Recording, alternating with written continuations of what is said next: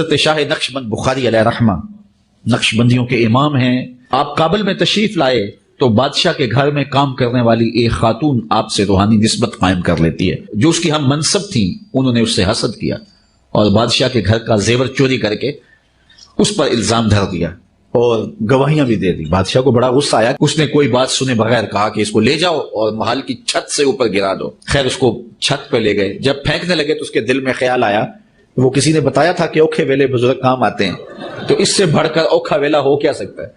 تو اس نے بخارے کی طرف منہ کر کے کہا شیئا للہ چو گدائے مستمند المدد خواہم ز شاہ نقشبند. اور اتنے میں جلاد نے پیچھے سے دھکا دے دیا. جب وہ نیچے گئی تو حضرت شاہ نقشبند بخاری نے پکڑ کے آرام سے زمین پہ رکھ دیا. تو حیرت زدہ ہوگی حضرت آپ کب آئے تھے؟ کہا تو از چبارہ آمدی من از بخارا آمدم. تو چبارے سے چل پڑی تھی، میں بخارے سے چل پڑا. میں نے نہیں، مطلب ان سے گن پوائنٹ میں لکھوایا تھا کہ جا کے مریدنی کیچ کرے. ہاں وہ بخارے سے چل پڑا. اور وہ کہتے تھے بخارے سے جو چلے خواجہ نقشبند، وہ بخارا امام بخاری بھی وہاں سے تھے. دیکھ لیں، ایک امام بخاری ہے بخارے سے اور ایک ان کا بابا ہے بخارے سے. وہ بخارے سے چلا اور وہ چبارے سے اس کو پھینکا گیا اور کہتے ہیں اس کو پکڑ کر اتار دیا نامحرم عورت کو.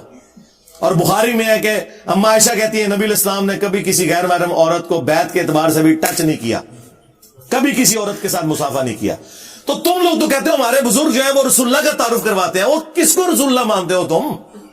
محمد بن عبداللہ بن عبد المطلب کو مان رہے ہو یا کوئی اور ہے؟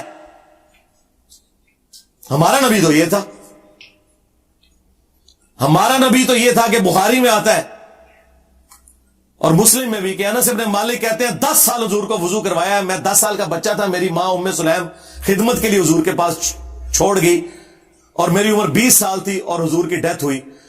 تو 10 سال کا بچہ کتنی عمر ہوتی ہے؟ چھوٹی سی عمر.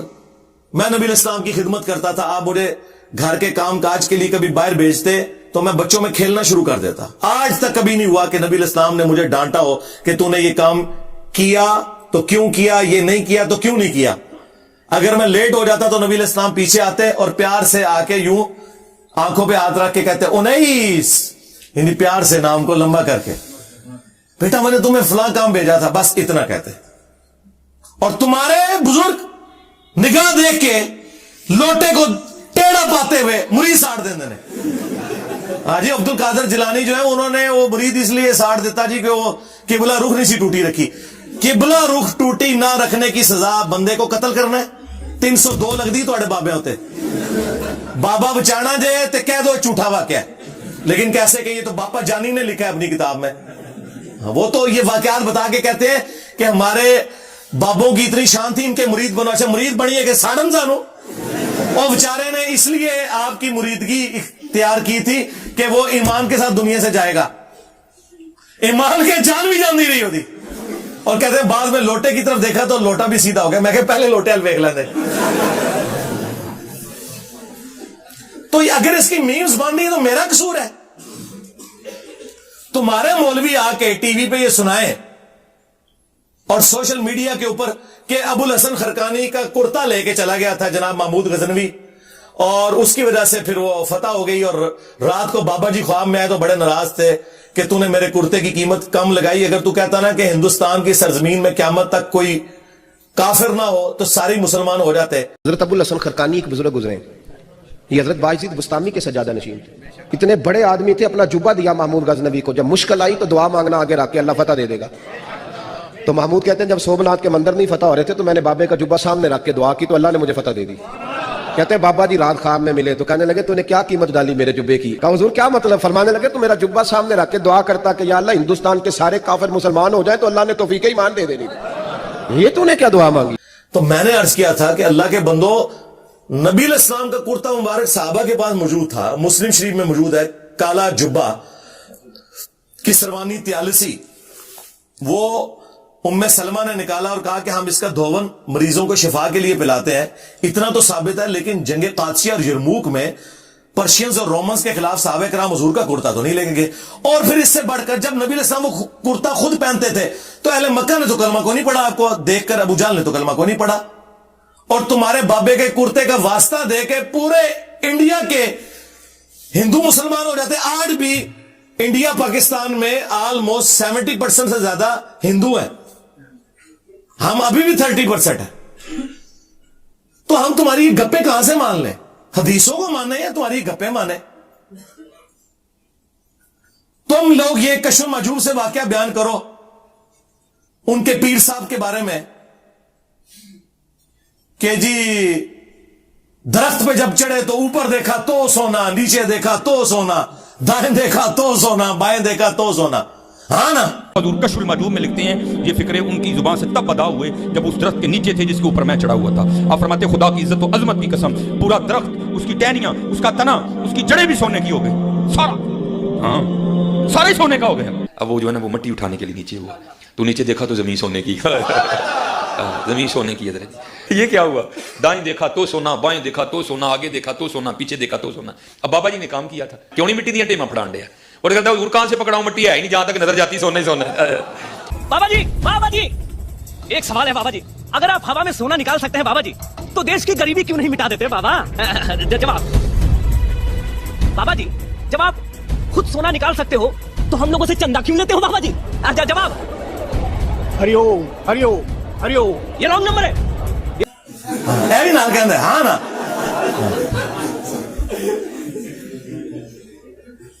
سنجے کے لیے ڈھیلا اٹھانے لگے تو سونا ہی سونا. تو سرکار پھر ہم آپ سے پوچھیں گے نا, بابا جی اگر آپ سونا نکال سکتے ہو یوں ہوا میں تو دیش کی غریبی کیوں نہیں مٹا دیتے بابا جی؟ ہاں. اللہ کے بندو سورہ توبہ پڑھو, 92 نمبر آیت ہے. غزوہ تبوک کے موقع پر نبی علیہ السلام کو جو وہ رکت انگیز منظر اللہ نے کھینچا ہے کہ نبی یہ عرابی بادیہ نشین لوگ جن کے پاس کوئی سواری نہیں ہے, ریسورسز نہیں ہے, غزوہ تبوک میں رومن امپائر کے خلاف لڑنے کے لیے اس وقت مین پاور کی بھی ضرورت ہے, 1.5 لاکھ کی فوج ہے, صحابہ صرف 30,000 ہے. یہ تمہارے پاس اس حال میں آتے ہیں کہ یا رسول اللہ ہمارے لیے کوئی سواری اور جانے کا بندوبست کر دیں, ہم آپ کے ساتھ جہاد میں شامل ہوں گے. تو تم کہتے ہو میں کوئی ایسی چیز نہیں پاتا کہ میں تمہیں سواری دے سکوں یا تمہاری فائنینشیل ہیلپ کر سکوں. تو تم دیکھتے ہو کہ یہ لوگ تمہاری بارگاہ سے اس طرح پلٹتے ہیں کہ ان کی آنکھیں آنسوؤں سے تر ہوتی ہیں اس غم کے سبب کہ یہ اپنے نبی کے ساتھ شامل نہیں ہو سکیں گے. سورہ توبہ آیت نمبر 92. تو رسول اللہ نے نیچے دیکھا تو سونا, اوپر دیکھا تو سونا کیوں نہیں ہوا؟ سیدنا عثمان غنی رضی اللہ تعالیٰ عنہ نے جو ہے وہ 700 اونٹ اور سونے کے دیدار دیے, کچھ صحابہ کو اکاموڈیٹ انہوں نے کیا, انہوں نے بھی کوئی درخت سے نہیں توڑا تھا. تو بعد کے بابی کس نے کہتے ہیں ہم درختوں کو سونا بناتے ہیں؟ جھوٹ بولتے ہو اور نام لیتے ہو صحابہ کے, اہل بیت کے. کھولو صحیح بخاری. حضرت ابو بکر کو جب خلیفہ بنایا گیا تو انہوں نے کہا کہ لوگوں دیکھ رہے ہو کہ میرا کاروبار بڑا اچھا چل رہا ہے, لیکن اب خلافت کی ذمہ داری اگر تم نے مجھ پہ ڈالی ہے تو پھر میں اپنا کاروبار نہیں چلا سکوں گا, تو میرے بیوی بچے کہاں سے کھائیں گے؟ میں تو نیچے دیکھ کے سونا نہیں بنا سکتا. تو صحابہ نے مشورہ کر کے ان کا ایک مہاجر کے برابر وظیفہ مقرر کیا بیت المال سے. ابو بکر صدیق رضی اللہ تعالیٰ عنہ جو امت میں 4 ٹاپ کے لوگوں میں آتے ہیں خلفائے راشدین میں, ابو بکر, عمر, عثمان, علی رضی اللہ عنہم اجمعین وعلیہم السلام اجمعین, وہ تو مسلح اٹھا کے سونے نہیں کرتے تھے. کہانیاں سنیں. پھر کہتے ہیں جی وہ سری سختی کا پیشاب دیکھ کے کلمہ پڑھ لیا جی ایک یہودی نے. ہائے ہائے. عاشقوں کے پیشاب دیکھ کر, ان کا یورین دیکھ کر, ان کا قارورہ دیکھ کر لوگ مسلمان ہو گئے. یہ بات میں نہیں کہہ رہا اپنی طرف سے, طاؤس العلماء سید الطائفہ حضرت جنید بغدادی کہتے ہیں. میرے ماموں, میرے پیر و مرشد حضرت سید نصر سختی بیمار ہوئے. حضرت جنید بغدادی نے کہا مرشد کسی اچھے طبیب سے علاج کرانا. فرمایا ہمارے بغداد میں جتنے بڑے حکیم اور طبیب اس وقت نظر آتے ہیں ان میں سے کیا کوئی یہودی ہے, کوئی نصرانی, عیسائی ہے؟ میں اپنا ہاتھ کسی یہود و نصرانی کے ہاتھ میں نہیں دے سکتا. حضرت جنید بغدادی کہتے ہیں میں نے اپنے پیر کا علاج کرانا تھا. میں گیا طبیب کے پاس جو تھا یہودی یا عیسائی. میں نے اس سے کہا کہ میرے ماموں اور میرے پیر بیمار ہو گئے ہیں, لیکن نہ تمہیں آنے دینا چاہتے نہ وہ خود آنا چاہتے, اپنا ہاتھ تمہارے ہاتھوں میں دینا نہیں چاہتے کیونکہ تم یہودی ہو. اس نے کہا کوئی بات نہیں, تمہارے ماموں تمہارے پیر کو ہم نے کبھی نہیں دیکھا, لیکن مرض چیک کرنے کے لیے ان کا پیشاب لانا پڑے. حضرت سری سختی کا پیشاب لایا گیا. اس نے پیشاب دیکھ کر کے کہا یہ تو کسی عاشق کا پیشاب, یہ تو کسی आशिक का पेशाब है, और कहा मुझे उसके पास ले चलो, मैं कलेमा पढ़ के मुसलमान होना चाहता हूं। अल्लाह के बंदो, रसूलुल्लाह दुनिया में रो रो के दुआएं करते रहे, एक एक बंदे के दरवाजे पे दस्तक करते थे, तब भी लोगों ने इस्लाम नहीं कबूल किया। तुम कह रहे बुजुर्गों के पेशाब देख के? और जी बायजीद बुस्तामी जो है निकाब करके चलते थे, जो भी देखता था कलमा पढ़ ले।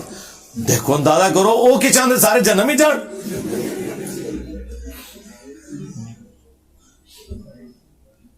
मैं कहता हूं जी, अगर किसी को कमीज भी उतारनी पड़ती है शरी सतर के अंदर, और उसको जिस्म देख के को कलमा पड़ता है, कोई मुसलमान मर्द है, तो वो उतार दे यार। तुम चेहरे का निकाब किधर से आ गया मर्दों के लिए? कहानियां नबी इस्लाम को, खुलफाए राशिदीन को तो देखे किसी ने नहीं कलमा पढ़ता। अच्छा, ये सब कुछ जब इनके बुजुर्गों का मजाक उड़ता है तो ये समझते हैं कि इंजीनियर साहब हमारा मजाक उड़ा रहे हैं। भाई काम तुम्हारे बुजुर्गों ने डाला, गलतियां उनसे हुई, छापने वालों से हुई। अब मुझे बताएं, इस सारे के सारे गम का गुस्सा मेरे पे क्यों? दुनियावी मनफियत में अगर कोई शख्स आपको बता दे कि ये आपके साथ हाथ होने वाला है, आप उसका शुक्रिया अदा करते हैं। जिस शख्स के जरिए अल्लाह ने आपकी आखिरत बचाई है, आप उसके खिलाफ कहते हैं हम कैंपेन चलाएंगे, पालो फिर पेड़। हाँ, आप जितना चीखेंगे मैं उतना आपके हैंडलर्स को नंगा करूंगा।